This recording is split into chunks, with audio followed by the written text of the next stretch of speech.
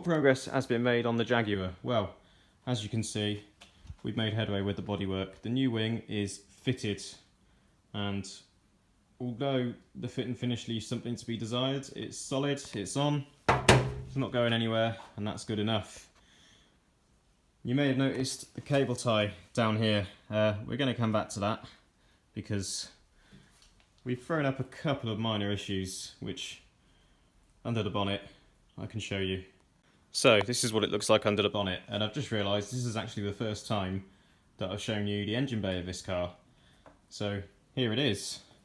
It's like all old Jags, nice and open. You can see and get to everything, which is really quite nice. But here's the remarkable things. Standard AFM, pretty much standard fuel system. This really is quite a boggo basic engine, but in the future we might go a bit further with it. For this year, this is just how it's going to be, and it should be good enough. I'm quite interested to see how we go.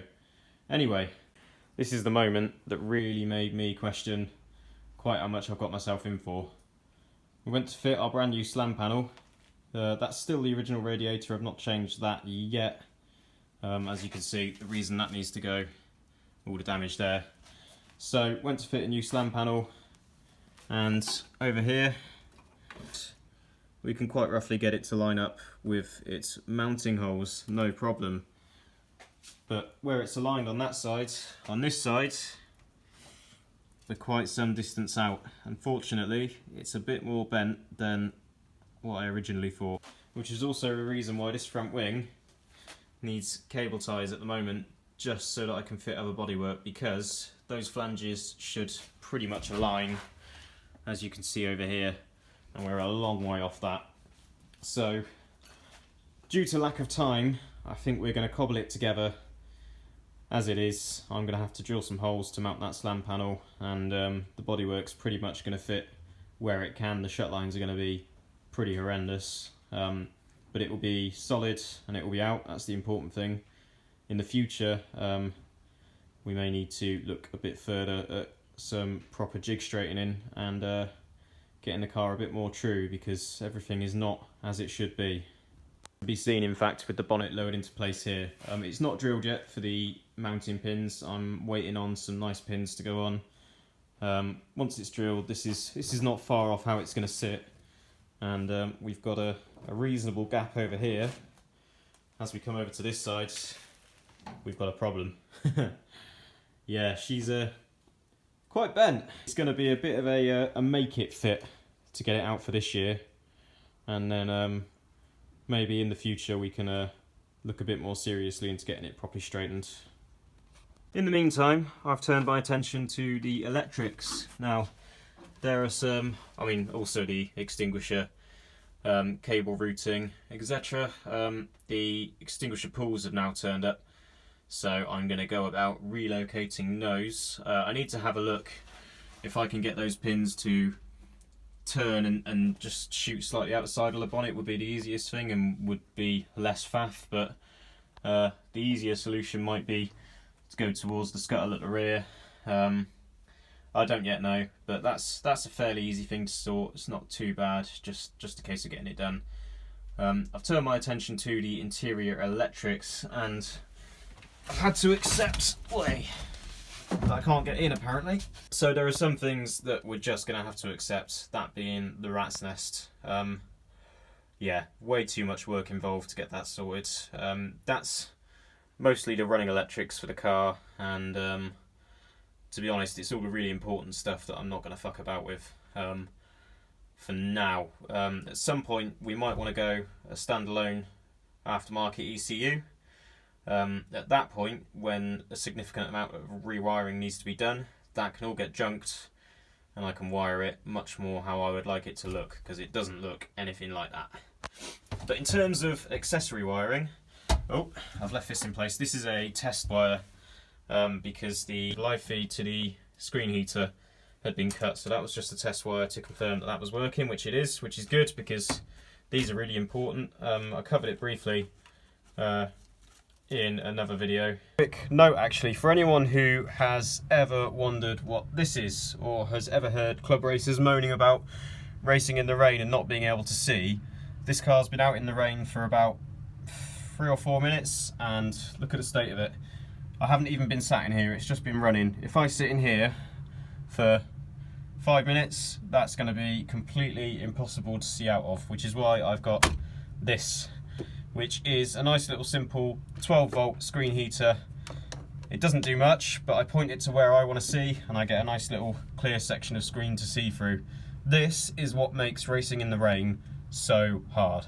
Those are super important to have. So that one is working, lovely. Now I know that I can take that test wire off. But the reason it's run from there to there, as you may have guessed, is that this is our incoming 12-volt feed. Lovely. And this is actually quite a nice little distribution box. Yeah, your input goes to that post there, and then you've got a nice little fuse board out to all your accessories. It's a nice way to run the car, and I approve of it. And it's something that I'm going to carry on using. Unfortunately, I want to wire in a few more bits than this has currently got accepted at the moment. What's going to happen probably is that all this is going to stay as it is. If I can salvage enough of the feeds from the backside of these plugs, then I'll run my additional wiring, my additional 12-volt wiring from the back of this distribution board, because it's quite a nice one really. If that isn't going to happen, then my little 12-volt feed here, I'm just going to run another accessory box to the left-hand side with a few more feeds, which is less tidy than I would want. With the timescale I've got, how much of this I can save and reuse, I don't know. So that's an option I'm going to have to keep open. So that will be the next job, is wiring in either some more feeds to the back of these plugs, or wiring in another little distribution board to sit just to the left of it there, which I'm going to run my transponder off of, and the lighting circuit, which I'm going to change. It's not going to be the standard lighting circuit, it's going to have a separate controller for reasons that will later become clear. And also my lap timer wants its own little 12-volt feed. This screen here at the moment is probably redundant. Doesn't do that much. It's got a battery voltage reading on it, which is useful, but then so does a lap timer whenever it's run off of a battery, so that's as good as anything. And this may be going, and I may use the feed from that and the mounting point from that for the lap timer. Hopefully by the time you catch up with me next, I'll have wired in the accessory feeds to run some bits off of. I don't yet have the loom for the lights, so I can't wire them in yet, but I can at least get the 12-volt feed prepared. And I'll also have rerouted the extinguisher pull cables. Don't yet know what I'm going to do about those, but at least I'll have some idea of where they're going to go. I'm going to stake my claim here and now for the most tired man in the world. And in about 5 hours time, maybe slightly less now, I need to be in the car on my way to work. Great. So, how is progress? Well, I've installed my new little distribution board there. It's not the style that I would have liked to use, but beggars can't be choosers, and I want to get this thing running sooner rather than later. So I've used what I had, and I've got a little dizzy board installed there for the lighting circuit, transponder and the screen heater, all of which I've tested and are now working. Lovely. I've also got new pull cables installed for the battery isolator and for the extinguisher, which you may notice has migrated. It's moved and the cables have been renewed and moved. That's all done. Lovely. Which leaves me with a nice bit of space now that I can use to install a passenger seat, which previously just wasn't going to be possible. On the exterior, not too much change. I have now installed the new Marshall's pulls.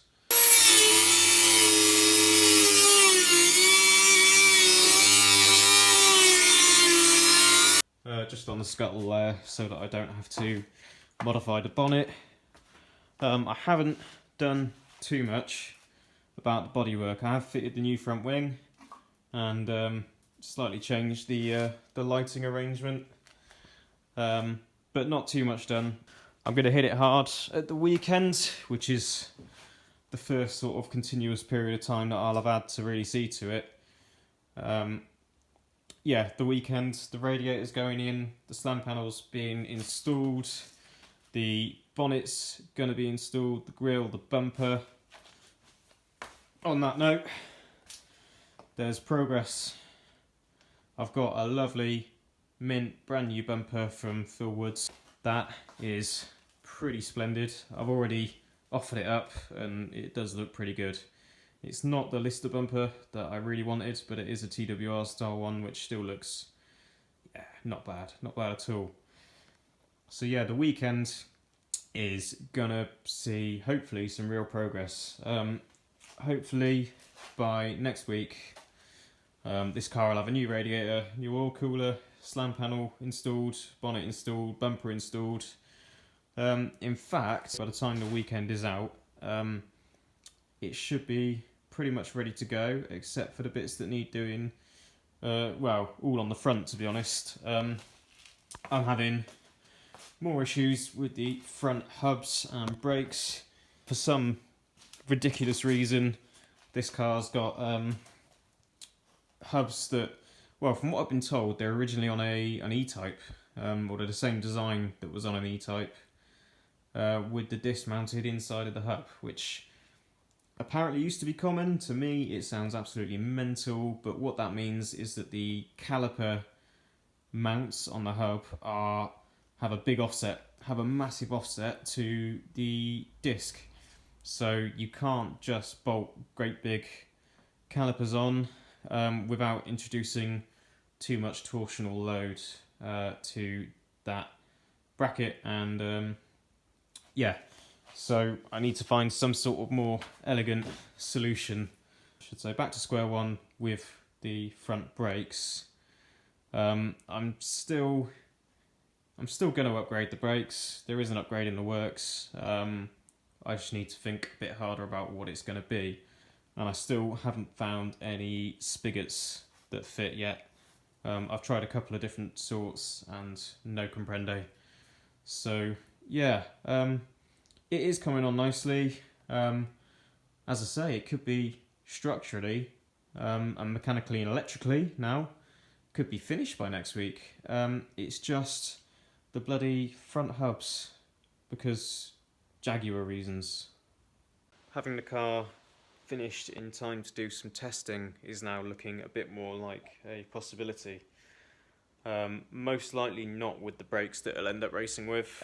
It will be the setup that's on there now, which I don't want to keep, but in terms of shaking the car down, finding out everything else about it, that will work, yeah. Might actually get a chance to go out and take her out for a spin. So hopefully I'll have an update for you next week with a complete car.